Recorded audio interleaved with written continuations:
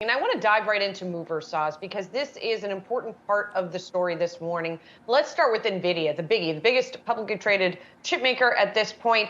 And the company's numbers largely looked strong, yet the stock has been trading lower. It traded lower after the earnings last night. It's been trading lower this morning. So let's take sort of the big headline numbers here. Earnings per share, $1.32. That's 10 cents ahead of estimates.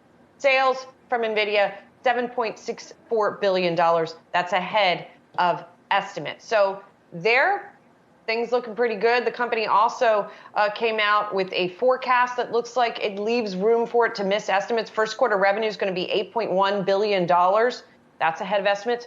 And the shares are down 5%. This is something we were sort of trying to wrap our heads around this morning. Yeah, Gross this is margin, yeah, I don't know. Go ahead. This is almost what we saw at a Zoom Info yesterday, where perfect is not perfect enough when it comes to Nvidia. I look at these. I tweeted this morning that Nvidia is getting a raw deal in this quarter, and it really is. Gaming sales up 37%, data center sales up 71%.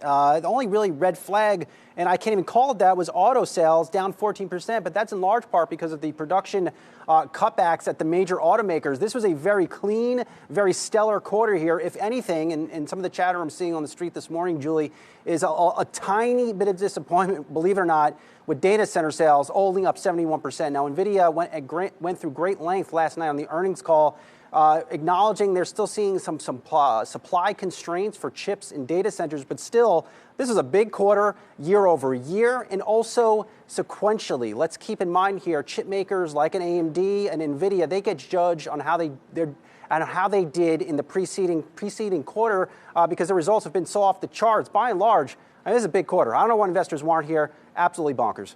Well, just to offer a little more perspective here, I do think there is a focus on that automotive revenue, right? Because as you said, yes, there are some things to explain it, but nonetheless, it did come in below estimates. And that's an area where Nvidia has not traditionally has been expanding aggressively. It's also a very competitive area because pretty much all the chip makers now are trying to make their bones in the auto business. Nvidia earlier in the week announcing a new partnership with Jaguar Land Rover on that front. So the fact that Nvidia has been emphasizing that area so much and that it's disappointing, I think is something perhaps for investors to pay attention to. Gross margin, by the way, also an important area for Nvidia. That coming in at 67%, which was pretty much in line with estimates, but perhaps there were some hopes for it to come in above those levels. Analog devices, just as an example and point of comparison, reported gross margin of 72% yesterday when it came out with its numbers. So that's something to keep in mind. There's also the stock perspective to keep in mind.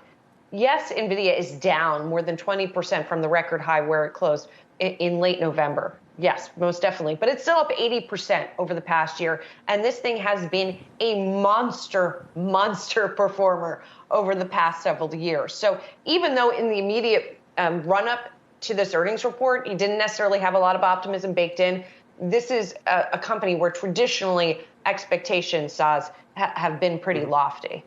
Well, I defer to you on all things NVIDIA, Julie. You are indeed the NVIDIA whisperer here. But I will just add this. If you're looking at making a trade here, is it AMD or is it NVIDIA on weakness? Obviously, we're not telling you to buy any stocks out there, but AMD has an interesting setup.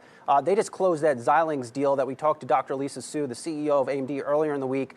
They're likely to come out in the next few weeks and issue some pretty optimistic guidance. Let's keep in mind their guidance that they have issued for this year does not include that likely sales and profit boost from Xilinx. So that could be a pretty interesting positive catalyst. Yeah, we'll be watching that one.